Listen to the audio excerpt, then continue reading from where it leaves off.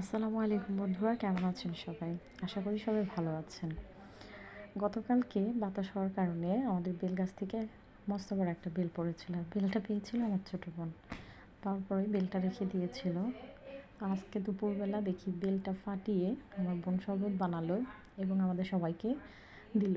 আলহামদুলিল্লাহ, এই গরমের মধ্যে বেলের শরবতটি খেয়ে আমাদের অনেক ভালো লেগেছে এবং শান্তিও লেগেছে অন্যরকম। কারণ ফ্রেশ বাসার গাছের বেল।